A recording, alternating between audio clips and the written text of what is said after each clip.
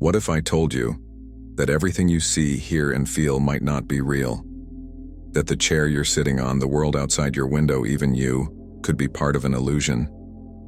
Before you shrug it off, consider this. Some of the greatest minds in history have asked the same question. What is reality? And strangely enough, they couldn't agree. Let's dive in. Every day we trust our senses. We see colors, hear sounds, and feel textures. But philosophers like Plato argued that our senses deceive us.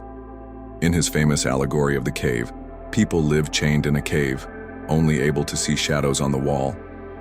To them, that's reality.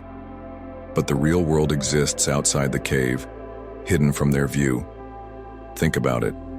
Isn't your experience of the world filtered through your brain?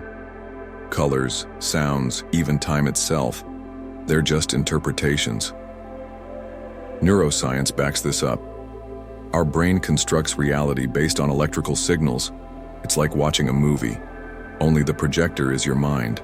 So, are we all just watching shadows on the wall? And it doesn't stop there. Consider optical illusions, or the way time seems to fly when you're having fun but drags when you're bored. Our brain isn't a passive receiver, it's an active creator. Reality, as we know it, is custom built, tailored by our perceptions.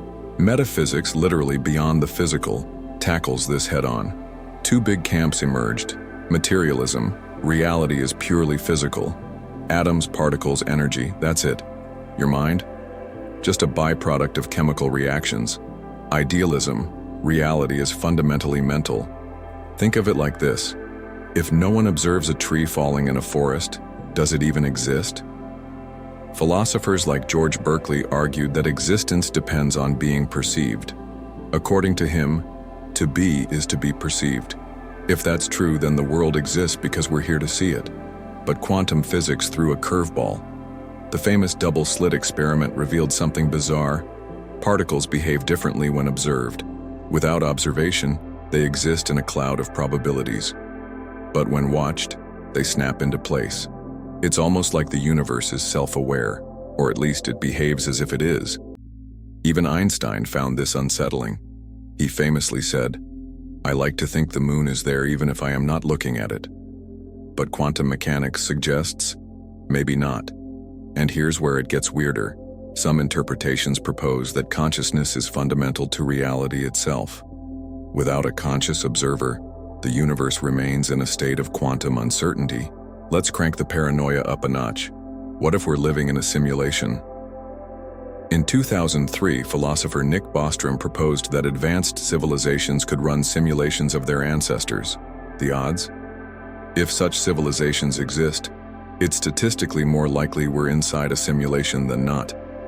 Think about video games. With every technological leap, they become more realistic. Now, imagine a civilization 1,000,000 years ahead of us. Would their simulations be indistinguishable from reality? And it's not just science fiction.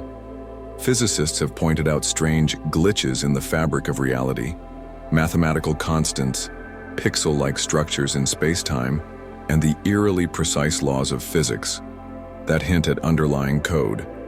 Even tech visionaries like Elon Musk believe it's possible.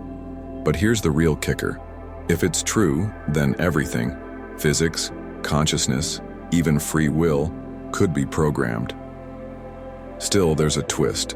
If we are in a simulation, it means someone, or something, designed it. And that opens up a whole new set of questions about purpose, existence, and control. So what is reality? A physical world? A mental construct? Or a hyper-advanced simulation? But maybe we're asking the wrong question.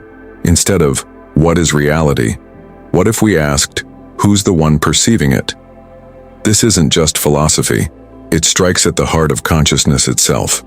If reality might be an illusion, could your sense of self be one too? Watch this video to dive straight into the nature of consciousness and unravel the mystery of the self. And trust me, you might not like what you find.